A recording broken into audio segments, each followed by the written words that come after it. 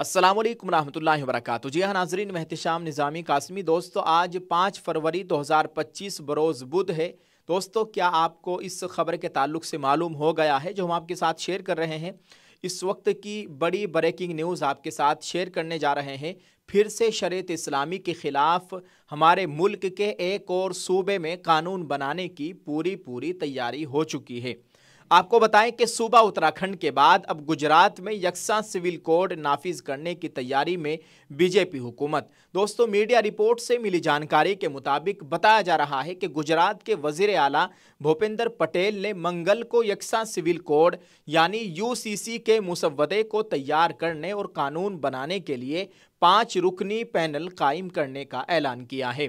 उन्होंने एक press conference से खिताब करते हुए कहा कि सुप्रीम कोर्ट के रिटायर्ड जज रंजना देसाई की सरबराही में एक 5 रुकनी कमेटी तश्कील दी गई है। कमेटी 45 दिनों में रियासती हुकूमत को अपनी रिपोर्ट पेश करेगी, जिसकी बुनियाद पर हुकूमत फैसला करेगी। उत्तराखंड के बाद अब गुजरात में भी जल्द ही यकसा सिविल कोड यानी यूसीसी नाफिज किया जा सकता है।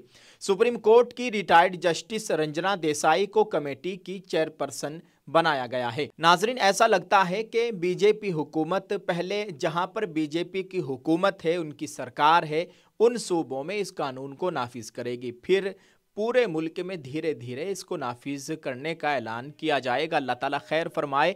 इस तरह का अंदेशा है। आप सबसे गुजारिश है कि दुआ फरमाए। नाज़रीन, आप इस ताल्लुक से क्या कहेंगे? कमेंट में अपनी राय ज़रूर पेश कीजिएगा और आप इस कानून को किस तरह से देखते हैं, अपनी राय ज़रूर पेश करें। जज़ाकल्लाह। अल्लाह ताला हम सब की इस कानून से हिफाजत फरमाए, आमीन।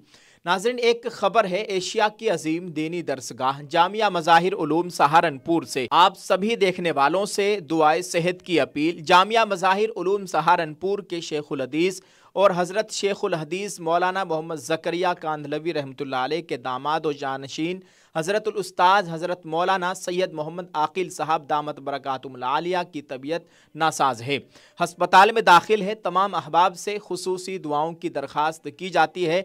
सभी हजरात दुआ फरमाए, अल्लाह ताला हज़रत को शिफाए कामिल अता फरमाए, अल्लाह ताला उनकी उम्र में सेहत व आफ़ियत के साथ बरकत अता फरमाए।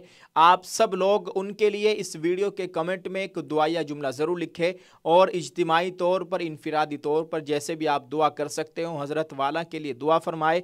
अल्लाह ताला हज़रत मौलाना सैयद मोहम्मद आकिल साहब को सेहत व तंदुरुस्ती वाली लंबी उम्र अता फरमाए, आमीन। इस वीडियो को ज़्यादा से ज़्यादा लोगों तक पहुँचाने की कोशिश करें। जज़ाकल्लाह। अस्सलाम वालेकुम रहमतुल्लाहि व बरकातुहू। जी हाँ दोस्तों, ये मेरे हाथों में आप देख सकते हैं, ये अपडेट होकर आ गया है अल नुसरत साबुन। आप इस साबुन को एक मरतबा ज़रूर इस्तेमाल करके देखिएगा। नहाने वाला साबुन है और कुदरती चीज़ों से इस साबुन को तैयार किया गया है। एलोवेरा, ग्लिसरीन, मिल्क, मुल्तानी से इसको तैयार किया गया है। आप इसको ऑनलाइन खरीदना चाहते हैं तो इस वीडियो के डिस्क्रिप्शन में मीशो का लिंक है, आप वहां पर जाकर इस साबुन को खरीद सकते हैं। स्क्रीन पर दिए गए नंबरात पर आप राब्ता कर सकते हैं। एक मरतबा इन लोगों को जरूर खिदमत का मौका दे। शुक्रिया।